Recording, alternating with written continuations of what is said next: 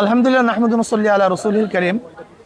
আমরা সেই প্রথম থেকে আজ পর্যন্ত যারা অ্যাসাল্ট হয়েছে, যারা ক্ষতিগ্রস্ত হয়েছে, যারা নিহত হয়েছে, আহত হয়েছে, আমরা তাদেরকে বিভিন্ন হসপিটালে আগের থেকে ঘুরে ঘুরে দেখতেছিলাম, তাদের বাসায় গিয়েছিলাম। তারই অংশবিশেষ আজকে আমরা পঙ্গুতে এসেছি।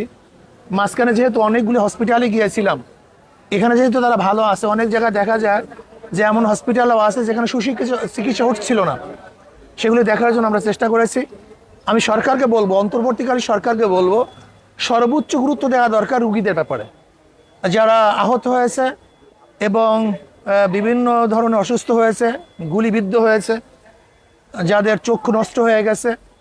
আমি অনুরোধ করব বর্তমান অন্তর্বর্তীকালী সরকার সর্বোচ্চ চিকিৎসা ব্যবস্থা করুন, তাদের পাশে থাকেন। যদি বাংলাদেশে চিকিৎসা না থাকে, এরকম কিছু দেখলাম যাদের অবস্থা খুবই খারাপ, যেমন আল কারিমে একজন হসপিটাল আমি দেখলাম হসপিটালে আছে যাদের ঘাড়ের মেরুদণ্ড ভেঙে গেছে, যেটা আমাদের দেশে বাংলাদেশে চিকিৎসা হবে বলে আমার মনে হয় না।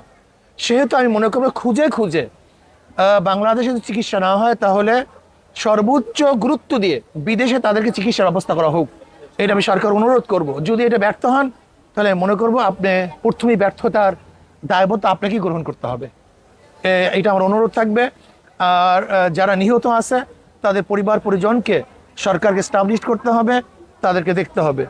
আর আমি সর্বমহলে ভাইদেরকে বলবো, আসুন আমরা সবাই সম্মিলিতভাবে যারা এই যুদ্ধে, আমি বলি এটা যুদ্ধ, এই যুদ্ধে যারা আহত হয়েছে, নিহত হয়েছে, আমরা তাদের পাশে, তাদের পরিবারের পাশে দাঁড়াবো ইনশাআল্লাহ। এই অন্তর্বর্তী সরকার এবং নতুন কিছু উপদেষ্টা নিযুক্ত হয়েছে গতকালকে, পুরো অন্তর্বর্তী সরকারটা আপনার কাছে কেমন দেখছেন এখন পর্যন্ত? দেখেন, এদের কাজকর্ম এখন পর্যন্ত আমরা দেখি নাই, আগেই মন্তব্য করা খুবই কঠিন।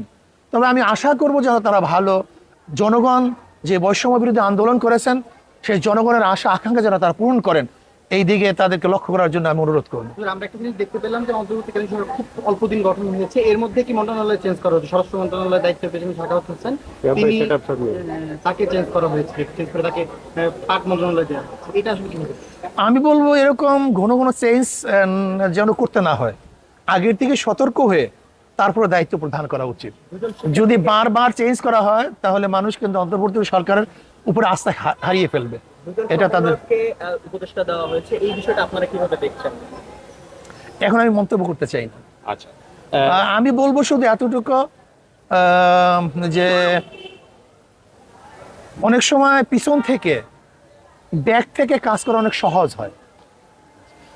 ইসলামী আন্দোলনকে দেখেছি এই যে বৈষম্য বিরোধী আন্দোলনের পর সাম্য ফিরিয়ে আনার জন্য যে একটা সাম্যের বাংলাদেশ তৈরি হয়েছে, সেখানে বিভিন্ন সম্প্রদায়ের সংখ্যালঘুদের পাশে অন্যান্য ইসলামী দলগুলোর পাশাপাশি ইসলামী আন্দোলনকেও দেখেছি আমরা সক্রিয়ভাবে মন্দির, গির্জা বা বিভিন্ন জায়গায় প্রোটেকশন দিতে।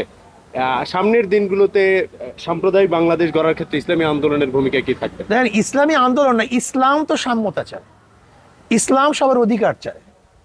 ইসলাম উখরিজাত লিন্নাস, মানবতার কল্যাণের জন্য আমাদেরকে বের করা হয়েছে। ইসলামের মধ্যে কল্যাণ, ইসলামের মধ্যে সাম্যতা, ইসলামের মধ্যে অধিকার। যদি ইসলাম প্রতিষ্ঠিত হয়ে যায় তাহলে সমস্ত মানুষ, শুধু মানুষ নয়, সেখানে জানোয়ারও শান্তিতে বসবাস করতে পারবে। ওমর ইবনে খাত্তাব রাদিয়াল্লাহু বলেছেন, আমার খেলাফতের আমলে, আমার ক্ষমতার আমলে ফোরাতের কোলেও যদি একটা কুকুর না খেয়ে মারা যায় আমাকে জবাব দিতে হবে। বুঝছেন এই কথা মিন কি? যে ইসলাম একটা জানোয়ারের প্রতিও খেয়াল রাখে, সেখানে মানুষ আশরাফুল মাখলুকাত, মানুষ তো অনেক ঊর্ধ্বে। ইসলাম যদি চলে আসে আপনি দেখবেন বস্তির মধ্যে, রোডের মধ্যে, গাছতলাতে কোনো মানুষ ঘুমাতে হবে না। এটা ইসলামের দায়িত্ব। আমারও যে দাম, ওই গাছতলায় যে ঘুমায় তারও একই দাম। আমিও যে মানুষ, রাস্তার পাশে যারা ধুকে ধুকে মরছে তারা একই মানুষ। কাজে ইসলাম মানবতার মর্যাদা চায়, মানুষকে তারা উন্নয়ন করতে চায়।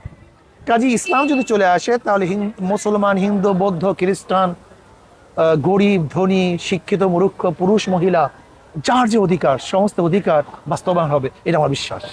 সাম্যতার কথা বলা হচ্ছে, 15 আগস্ট দেখেছি আমরা ধানমন্ডি 32-এ কাউকে শোক পালন করতে দেওয়া হয়নি, শিক্ষার্থীরা মানুষের ফোন চেক করছে এবং বেশ কয়েকজনকে আহত করছে, গণমাধ্যমকেও ছবি তুলতে দেয়নি। এই বিষয়টি আপনি কিভাবে দেখেন? দেখেন, এটা হলো একটা প্রেক্ষাপট কিন্তু স্থায়ী কোনো সমাধান না। এটা স্থায়িত্ব বলতে কিছু নেই। এখানে একটা কিন্তু প্রতি বিপ্লবের কথা এসেছিল, যারা বিপ্লবী তারা কিন্তু প্রতি বিপ্লব হতে দিতে চায় না, তাহলে তো দেশ আরো সংঘাতের দিকে চলে যাবে। কিন্তু সাময়িক বিষয় কিন্তু স্থায়ী কোনো সমাধান না। শোক পালন করতে গিয়ে আবার বিপ্লব হওয়ার সুযোগ ছিল। হতে পারে, নিয়ে এটা আমি বলবো না হবেই, হতে পারে। এর জন্য আগের থেকে ডোরকে বন্ধ করা, এটা হতে পারে, এই হিসাবে হচ্ছে। বেশ কয়েকজনকে দেখেছি কানে ধরিয়ে উদ্বোধ করে। আমি এটা বিস্তারিত কিছু বলতে চাই না, আমি শুধু বলতে চাই প্রতি বিপ্লব ফিরাবার জন্য যে সতর্কতা প্রয়োজন ছিল সেটা সে সতর্কতা অবলম্বন করছে। একটা বিষয়, ধন্যবাদ আপনার সবাইকে। জি জি। এই সরকার বসার পর থেকে দেশি বিদেশি বিভিন্ন রকমের ষড়যন্ত্র থেকে তাদের মোকাবেলা করতে হচ্ছে। বিশেষ করে এই সরকারের স্থায়িত্বের উপরে বাংলাদেশের সংহতিটা অনেক বেশি নির্ভর করছে এখনকার প্রেক্ষাপটে যদি আমরা বুঝতে পারি। সেক্ষেত্রে এই সরকারের যে ষড়যন্ত্রগুলো হচ্ছে এর বিরুদ্ধে, এ থেকে তাদের হাতকে শক্তিশালী করা, অথবা বলতে পারেন যে আপনার নিজেদের পক্ষ থেকে পদক্ষেপ নেওয়া, কি ধরনের ব্যবস্থা আপনার মনে হয় যে আমরা সবাই সজাগ আছি, সচেতন আছি, কোনো অবস্থাতেই যেন বিদেশি কোনো শক্তি হস্তক্ষেপ করতে না পারে এবং করতে দেবো না ইনশাআল্লাহ। সবাইকে ধন্যবাদ। আসসালামু আলাইকুম।